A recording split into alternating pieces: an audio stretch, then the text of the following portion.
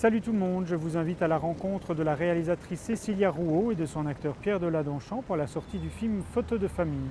Avec un titre pareil, je suis certain que les journalistes vont leur poser des questions sur leur vie privée, pas certain que cela leur plaise.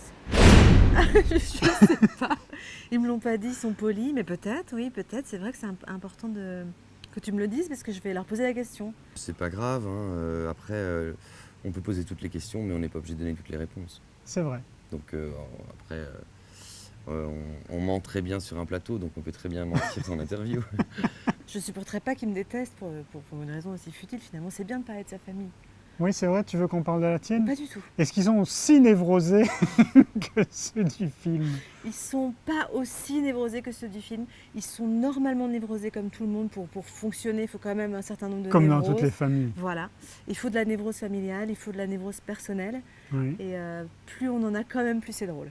C'est quoi ta photo de famille idéale au cinéma? Avec qui voudrais-tu jouer? Qui serait la mère idéale? Je voudrais deux mamans, Oui. voilà, parce qu'en plus c'est original. Et je voudrais Deneuve et Huppert, rien que ça.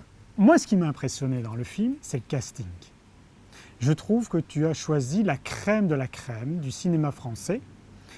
Tu as écrit pour eux. J'ai écrit pour Vanessa Paradis, puisqu'elle était déjà dans mon premier film et que je pensais à elle. J'ai écrit le personnage pour elle en pensant à elle.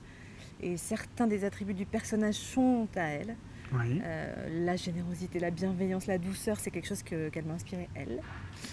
C'est ça qu'elle est dans la vraie vie. C'est ça qu'elle est dans la vraie vie. Mhm. Les autres, en revanche, je n'ai pas écrit pour eux, mais je les ai voulus très fort une fois que j'avais fini d'écrire.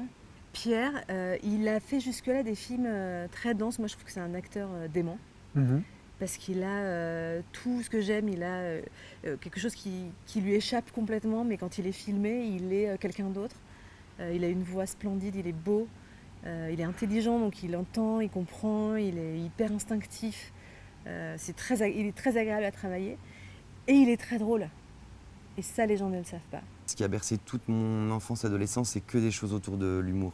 Les seuls en scène, les films avec Pierre Richard, avec Louis de Funès. Je trouve que faire rire, c'est très dur et franchement, ces grands acteurs dont je viens de parler, en passant par Muriel Robin, Jacqueline Maillan, Florence Foresti, c'est des gens que j'admire énormément parce que c'est très dur ce qu'ils font, ce qu'ils ont fait. Et si on ne le sait pas trop, c'est peut-être aussi parce que j'ai une certaine gêne, moi aussi, à faire des bides ou à pas faire rire les gens. Et puis, il y a faire rire activement en faisant des blagues et puis il y a faire rire passivement avec la façon qu'on a de mener sa vie ou de traverser un personnage à qui il arrive que des merdes ou à qui n'arrive jamais à s'en sortir. Pierre Richard, c'est typiquement l'acteur qu'on a souvent employé pour faire rire passivement.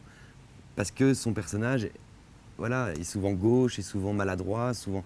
Et ça, c'est très dur ce qu'il a fait. Moi, j'ai beaucoup d'admiration pour lui.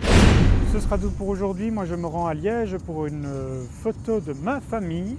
Sera-ce névrose ou rire? Clic-clac, c'est dans la boîte.